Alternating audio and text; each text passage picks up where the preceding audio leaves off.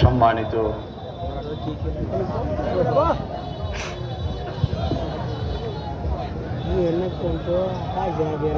সম্মানিত অতিথিবৃন্দ, সাল্লার বিভিন্ন গ্রাম এবং ইউনিয়ন থেকে আগত আমার ভাই ও বন্ধুগণ, সকলেই শ্রেণীভেদে আমার সালাম এবং আদাব গ্রহণ করুন। এই শাহেদ আলী উচ্চ বিদ্যালয়ের মাঠের এই বক্তৃতার এই পর্যায়ে আমি শুরুতেই শ্রদ্ধা ভরে স্মরণ করি যারা এই সাল্লায় বিভিন্ন সময়ে জনপ্রতিনিধির দায়িত্ব পালন করেছেন। তার মধ্যে দীর্ঘকাল যিনি সংসদ সদস্যের দায়িত্ব পালন করেছেন, যিনি সংসদে না গেলে সংসদ গরম হতো না এবং যিনি সংসদে কথা না বললে সংসদের মধ্যে কোনো উত্তাল তরঙ্গের তৈরি হতো না, সেই বাবু শ্রী সুরঞ্জিত সেনগুপ্ত। একই সাথে আমি স্মরণ করি জনাব গোলাম জিলানী, জনাব সাবেক সংসদ সদস্য জনাব নাসির উদ্দিন চৌধুরী, যার সঙ্গে এখন আমাদেরকে নির্বাচনে প্রতিদ্বন্দ্বিতা করতে হচ্ছে। আমি আপনাদের সকলকে সাথে নিয়ে এই বয়োজ্যেষ্ঠ রাজনীতিবিদের শারীরিক সুস্থতা কামনা করি। একই সাথে বাবু অবনী মোহন দাস, জনাব কালাই মিয়া চৌধুরী, জনাব মান্নান চৌধুরী সহ যারা যখন এই সাল্লার খেদমত করার চেষ্টা করেছেন, প্রত্যেকের প্রতি আমাদের গভীর শ্রদ্ধা নিবেদন। আমি আপনাদেরকে বলতে চাই, রাজনীতিতে এসে যদি মানুষের জীবনের পরিবর্তন ঘটানো না যায়, তাহলে এই ধরনের রাজনীতি করে দিরাইশাল্লার মানুষের কোনো লাভ হবে না। দিরাইশাল্লার মানুষকে যদি কিছু দিতে হয়, দিরাইশাল্লার মানুষের ভাগ্যের যদি পরিবর্তন করতে হয়, তাহলে কষ্ট, পরিশ্রম, সাধনা এবং সময় ব্যয় করে এই পরিস্থিতির পরিবর্তন করার মতো শক্তিশালী নেতৃত্ব প্রয়োজন হবে। আমি আপনাদেরকে একটা কথা খোলামেলা ভাবে বলতে চাই, আমি পেশায় একজন আইনজীবী। আমি কেন আপনাদের দরবারে আসলাম? আমার মনে হয় এইবারকার নির্বাচনে একটা প্রতীক নিয়ে আমি যদি নির্বাচনে প্রতিদ্বন্দ্বিতা না করতাম, তাহলে দানের শেষ একটা একতরফা খেলা খেলার সুযোগ পেয়ে যেত। আমি বুঝেছি এই কারা, আমার ধারণা হয়েছে যে যারা আমাদেরকে গালিগালাজ করেন, বকাবকি করেন, তারা মনে করেছিলেন যে এইবার একটা একতরফা নির্বাচন করার সুযোগ পাবেন। আমি এসে এখানে একটা বাড়তি যন্ত্রণা তৈরি করেছি, এই যন্ত্রণা সহ্য করতে না পেরে বাড়তি বকাবকির আশ্রয় নেয়। আপনারা বলেন, এই পর্যায়ে এই বিগত 1.5 বছরে কাজ করে এখন যদি আমরা নির্বাচনের আগে প্রতিদ্বন্দ্বিতা না করতাম, তাহলে কি দিরাইশাল্লায় কোনো নির্বাচন হতো? তো ওনাদের কথা হলো যে আপনি 1.5 বছর আগে এসে আমাদেরকে যে যন্ত্রণায় ফেলেছেন, আমরা তো এই যন্ত্রণা সহ্য করতে আর পারতেছি না। বলে 40 বছর ধরে আমরা যা করতে পারি নাই, 1.5 বছরে আপনারা এসে এরকম আওলা ঝাউলা লাগাইতেছেন। আচ্ছা বলেন, 40 বছরে যদি আপনারা কোনো কাজ করতে না পারেন, আর আরেক লোক 1.5 বছরে এসে যদি মাটিকে উলট পালট করে দেয়, তাহলে 40 বছরে আপনি যা পারছেন না, আপনারা যা পারছেন না, 1.5 বছরে যদি কেউ পারে, তাহলে তার যোগ্যতা বেশি না কম? 40 বছরে তো আদুবাই হয়েছে। তো 40 বছরে আদুবাই হয়ে যদি কিছু করতেই না পারছেন, তাহলে 40 বছর ধরে এই সুতাটা হাতে ধরে রেখেছেন কেন?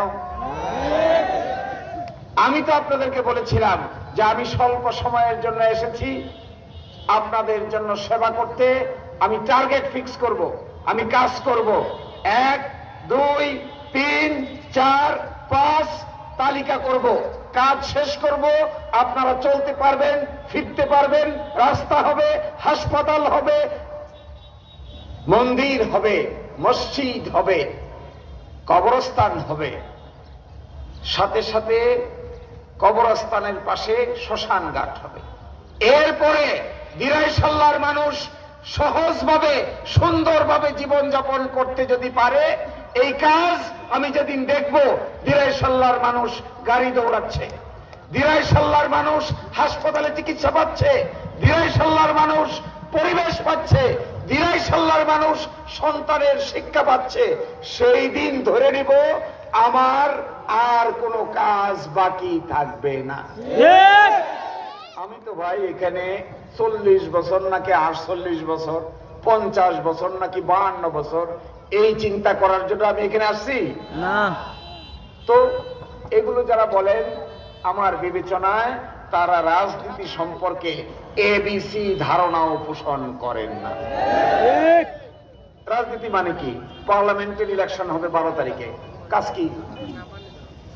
পার্লামেন্টের ইলেকশন যেটা 12 তারিখে হবে, যে ব্যক্তি নির্বাচিত হবেন উনি কি বসে বসে লুন্ডু খেলবে, নাকি বসে বসে মোবাইলে তাস খেলবে, নাকি একজন আরেকজনকে খুশাখুশি করবে? পার্লামেন্ট নির্বাচন করে, পার্লামেন্ট নির্বাচিত হয়ে পার্লামেন্টে যদি যেতে হয়, পার্লামেন্টের কাজ যদি সংসদ সদস্য করতে না পারেন, বিতর্ক করতে না পারেন, সংবিধান না জানেন, আইন না জানেন, উত্তাল তরঙ্গে তৈরি করতে না পারেন, তাহলে ওই পার্লামেন্টে গিয়ে দিরাইশাল্লার মানুষের কোনো লাভ হবে না। তাহলে করবেন কি? পার্লামেন্টের কাজ তো হলো, আমি সংসদ সদস্য, আমার কাজ কি? আমি লেখাপড়া করব, আমি আইন জানবো, আমি বইপত্র নিব, আমি সংসদে যাব, আলোচনা হবে, প্রাইম মিনিস্টার প্রস্তাব উত্থাপন করবে, আইনমন্ত্রী প্রস্তাব উত্থাপন করবে, আমরা বিতর্ক করব, আপনারা লাইভে দেখবেন, টেলিভিশনে দেখবেন, ফেসবুকে দেখবেন, ইউটিউবে দেখবেন। যদি পার্লামেন্টে গিয়ে এই বিতর্কে অংশগ্রহণ করতে না পারি, তাহলে পার্লামেন্টে গিয়ে নিজের পকেট ভরা ছাড়া মানুষের ভাগ্যের পরিবর্তন করা সম্ভব নয়। তাহলে যেতে চাই কেন? আমি একা একা বসে চিন্তা করি, চাই কেন? বলে এটা আমাদের শেষবারের মতো চাই। আচ্ছা বলেন, পার্লামেন্টের সদস্য হওয়া আর একের জমি কিনা কি এক কথা? যদি এমন হইতো যে আটগাঁও ইউনিয়নের চেয়ারম্যান আব্দুল্লাহ নোমান উনি আমার কাছে একটা সুন্দর জামা গিফট চায়, তাহলে আমি আটগাঁও ইউনিয়নের চেয়ারম্যানকে ব্যক্তিগতভাবে একটা জামা দিয়ে বলতাম, ঠিক আছে ভাই, জামাটা তুমি পরে নাও। অথবা বারা ইউনিয়নের চেয়ারম্যানের সাথে আমার যদি ব্যক্তিগত কোনো লেনদেন থাকতো, আমি বলতাম, ঠিক আছে ভাই, আমারে মাফ করে দাও। কিন্তু 5 বছর ধরে 5 লক্ষ মানুষের জীবন কি হবে এইটার সিদ্ধান্ত হবে 12 তারিখে। এই 12 তারিখের সিদ্ধান্ত যদি সঠিক না হয়, কারো আবদারের ভিত্তিতে এই দায়িত্ব কারো ঘাড়ে চাপিয়ে দেওয়া হয়, যিনি এই দায়িত্ব পালন করার উপযুক্ত নয়, তাহলে দিরাইশাল্লার মানুষের ভাগ্যে দুঃখ ছাড়া আর কিছুই থাকবে না। আমি আপনাদেরকে অনুরোধ করি, আমি যদি নির্বাচিত হতে পারি, আপনাদের সহযোগিতায় দাঁড়িপাল্লা মার্কায় যদি নির্বাচিত হতে পারি, আমার 1 নম্বর কাজ হবে দিরাইশাল্লার মাটিতে নতুন রাজনীতি প্রতিষ্ঠা করা হবে। এই নতুন রাজনীতি কি? এই নতুন রাজনীতি হলো, সংসদ সদস্য যিনি নির্বাচিত হবেন, আমি আপনাদেরকে কথা দিয়ে যাচ্ছি, আমি নির্বাচিত হলে দিরাইশাল্লার কোন অফিসে, কোন জায়গায় সংসদ সদস্য এমপি সাহেবের জন্য কোন বড় চেয়ার বরাদ্দ থাকবে না। একজন সাধারণ মানুষ যে চেয়ারে বসবেন, সংসদ সদস্য একই চেয়ারে বসতে বাধ্য হবেন। একজন সাধারণ মানুষ যা খাবেন সংসদ সদস্য একই খাবার খেতে বাধ্য হবেন। একজন সাধারণ মানুষ যে জামা পরবেন সংসদ সদস্য একই ধরনের জামা কাপড় পরতে বাধ্য হবেন। আমি আপনাদেরকে বলে যাই, আমি এসে প্রথম কাজ করার চেষ্টা করব দিরাই সাল্লার সকল জাতের, সকল মতের, সকল পথের, সকল দলের, সকল এলাকার লোককে নিয়ে দিরাই সাল্লা থেকে চিরতরে দুর্নীতি দূর করার চেষ্টা চালিয়ে যাব। দ্বিতীয় কাজ, সাল্লায় সবচেয়ে গুরুত্বপূর্ণ কাজ হইল নদী ভাঙ্গন ঠেকানো। এই ফয়জল্লাপুরের নদী ভাঙ্গন দেখলে মাঝে মাঝে আমার ঘুম আসে না। আমি কয়েকবার গিয়েছি, এখানে বাড়ি চলে যাচ্ছে, মসজিদ চলে যাচ্ছে, মন্দির চলে যাচ্ছে, চোখের সামনে দাঁড়িয়ে আছে মানুষ, বাড়ির একটা চটা ভেঙে নিয়ে গেল। আমি প্রতাপপুরে গিয়েছি, ওই দিন প্রতাপপুরে গিয়ে দেখি আগের বার এসে যা দেখেছিলাম এইবার এসে দেখি এটা আর নাই, পানিতে চলে গেছে। আমাকে লোকেরা বলতেছে, স্যার দাঁড়ায় থেকে থেকে শুধু দেখি, ফিরাইতে পারি না স্যার। গ্রাম সাল্লার এক অংশ মুসাপুর মেদা বাজারের পাট দিয়া গিয়ে দেখবেন ভাঙ্গিয়া ভাঙ্গিয়া ভাঙ্গিয়া ভাঙ্গিয়া এমন অবস্থায় গেছে, আর কিছুদিন ভাঙলে মেদা বাজারের অস্তিত্বই খুঁজে পাওয়া যাবে না। আমি আপনাদেরকে বলছি, যদি আমি সংসদ সদস্য নির্বাচিত হই তাহলে এই অঞ্চলের সবচাইতে বড় প্রজেক্ট, যে প্রজেক্ট হবে নদী ভাঙ্গন ঠেকানো, এটা শুরু হয়েছে মারকুলি থেকে, সুরিয়ার পার থেকে, দিরাই সুরিয়ার পার থেকে, কুলন ইউনিয়নের সুরিয়ার পারে, শেষ হয়েছে আসে গ্রাম সাল্লায়। যদি 600-700 কোটি টাকাও খরচ হয়, আমার সংসদ সদস্য থাকাকালীন এই নদী ভাঙ্গন চিরতরে আমি বন্ধ করে দিব। আপনারা আমাকে জিজ্ঞাসা করবেন, যদি আমি তা না পারি আমাকে সাল্লার উপজেলা অফিসের সামনে দাঁড় করায় জিজ্ঞাসা করবেন। দ্বিতীয় কাজ, যে রাস্তা হচ্ছে দিরাই এবং সাল্লায়, যেটা জলশুকা হয়ে হবিগঞ্জ হয়ে এই রাস্তা ঢাকায় যাচ্ছে, এই রাস্তার কাজ গতিস্থ হয়ে গেছে, এই রাস্তায় বরাদ্দস্থ হয়ে গেছে, কাজের গতি কমে গেছে।